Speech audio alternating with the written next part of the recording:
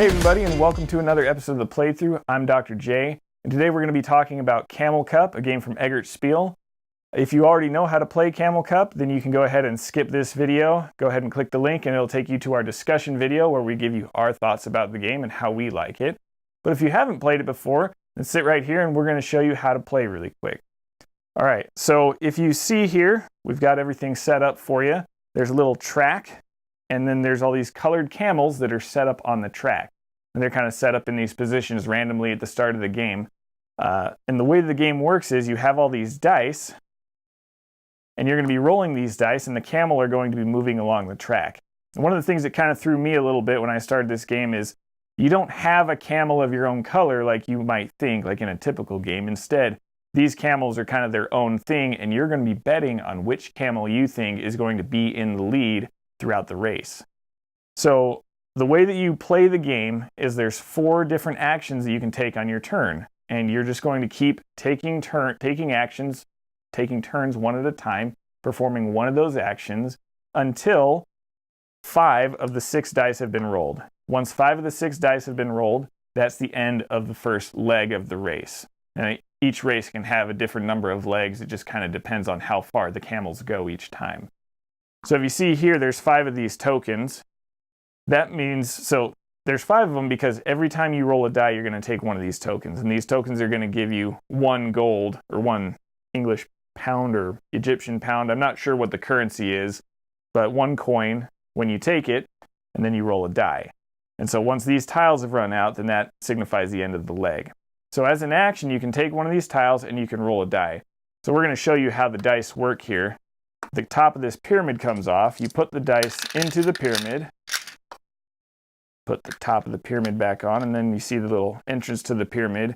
You shake it up, and then you push the button, and the die comes out, and that's how many spaces. So in this situation, the purple camel would move 3 spaces. 1, 2, 3. So that's the first action you can take, is to just roll a die. The next action you can take is you can bet on which camel you think is going to be in the lead at the end of the leg. So if you'll notice, there's 5 different colors here. You'll notice that there aren't any for the black and white camels, and we'll talk about those in a little bit. So these are the camels you're going to be betting on. If you see this setup, you might think, well, I think that the yellow camel is going to be in first place at the end of the leg.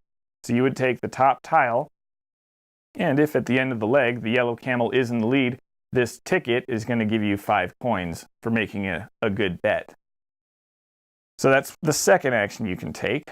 The third action you can take is each character is going to have one of these little tiles, and you can put it out on the board on the racetrack to either speed up the camels or make the camels slow down. So if you put it on the +1 side, say I put it here, any camel that lands on this spot has to land on it. It can't go over it. It's going to go 1 extra space.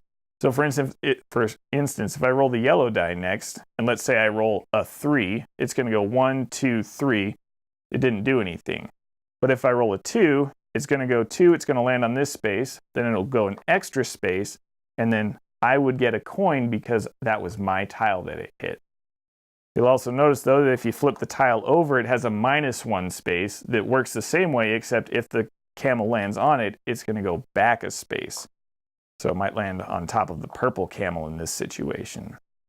It's important to know that the camels stack on top of each other, and the reason that's important is because at the end of the leg, let's say this is the end of the first leg, the yellow camel is going to be in the lead because it's on the top of the stack.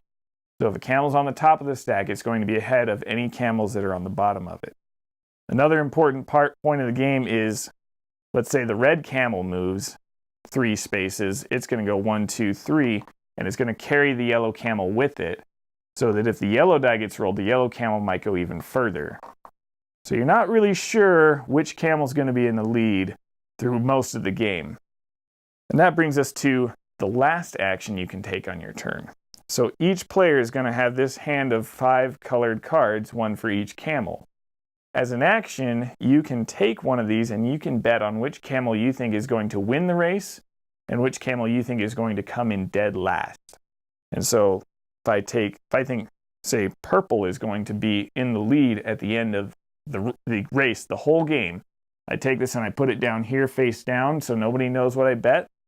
I could also take, say, the red one in a different action and say, I think that one's going to lose. And the benefit to betting with those is that if you bet first at the end of the game, you're going to get a big payout. If you end up being like the fifth person to bet that purple wins and purple ends up winning, then it's not going to give you very much. But if you bet wrong, you're going to lose a coin at the end of the race. So just know that you can get penalized if you bet wrong.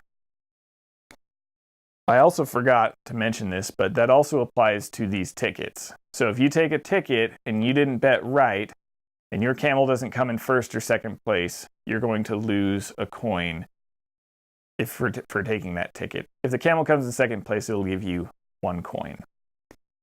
And so that's how you play Camel Cup. I didn't mention the white and black camels.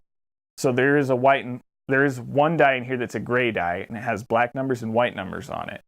That's important because if you roll that, let's say the white rolls a 2, the white camel moves backwards around the track, which doesn't seem like a big deal until they get around here. And then all of a sudden you've got camels landing on top of white camels and white camels carrying them the wrong way down the track, which can really throw at the game. So that's how you play Camel Cup, and we hope that you enjoy it. Hey everybody, thanks for joining us for this episode of the playthrough and learning how to play Camel Cup. If you like our video, you can go ahead and click the link above to check out our discussion video, and make sure you head on over to theplaythru.net for more videos and places to subscribe.